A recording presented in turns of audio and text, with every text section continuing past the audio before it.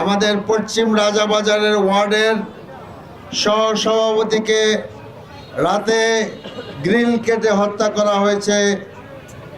কাউকে গ্রেপ্তার করা হয়নি এখনো পর্যন্ত। তো এরপরে ঢাকা সহ বাংলাদেশের বিভিন্ন জায়গায় আমাদের নারী কর্মীদেরকে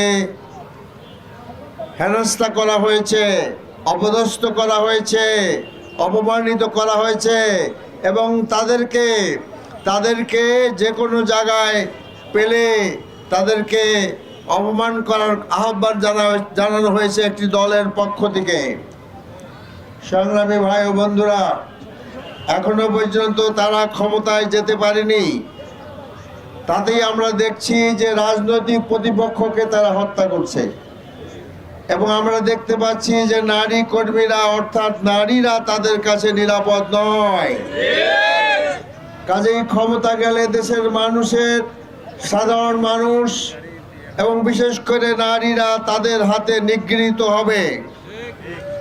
কাজেই আমরা আরো দেখতে পাচ্ছি হাদি হত্যার পরে রাজাবাজারে আমাদের একজন নেতাকে হত্যার পরে আমরা বুঝতে পারছি দেশে অবৈধ অস্ত্র আছে এবং দেশে মাসলম্যান যারা রাজনৈতিক কাজে ব্যবহার করা হয়, যেটা ব্যবহার করা এক শ্রেণী রাজনৈতিক দলের প্রোগ্রাম, তারাও ময়দানে সক্রিয় আছে। কাজে আমরা আইন শৃঙ্খলা বাহিনী, সরকার এবং ইলেকশন কমিশনার কাছে এই দাবি জানাচ্ছি যে অনতিবিলম্বে অবৈধ অস্ত্র উদ্ধার করা হোক। অবৈধ অস্ত্রের সাথে সাথে যারা মাসলম্যান আছে এবং যাদের আপনার রাজনৈতিক ব্যবহারের ইতিহাস আছে তাদেরকে আইনের আওতায় অবিলম্বে আনতে হবে। তাদের আইনের আওতায় আমরা যদি না আনি, নির্বাচনে গন্ডগোল হওয়ার আশঙ্কা রয়ে যাচ্ছে। আমরা আরো খবর পাচ্ছি প্রিজাইডিং অফিসার এবং পুলিং অফিসার একটি দলের লোকদেরকে নিয়োগ করা হয়েছে। আমরা তাই হুঁশিয়ার করে দিতে চাই ইলেকশন কমিশনকে, অবিলম্বে এই দলীয় প্রীতি বন্ধ করুন। একটি দলের লোকদেরকে আপনার প্রিজাইডিং অফিসার এবং পুলিং অফিসার হিসাবে নিয়োগ করলে তারা দলের পক্ষে কাজ করবে। কাজে যখন বাইরের সমর্থনে তারা ভরসা পাচ্ছে না, তখন ভিতরে ইঞ্জিনিয়ারিং করার পরিকল্পনা গ্রহণ করছে তারা। তাই আমরা মনে করি যে সব ত্যাগ করা উচিত।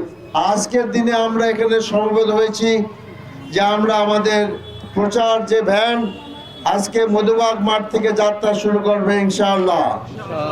আজকে আমাদের হাতিঝিল পূর্ব থানায় সারাদিন রাত 8টা-9টা পর্যন্ত থাকবে।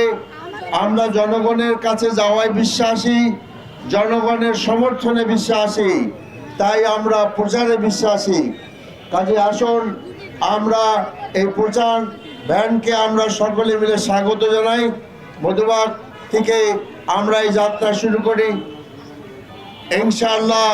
এই আমাদের প্রচার ভ্যান পুরো ঢাকা 12 আসনে আপনার বিচরণ করবে এবং জনগণকে আমাদের পক্ষে রায় দেওয়ার জন্য আহ্বান জানাবে ইনশাআল্লাহ।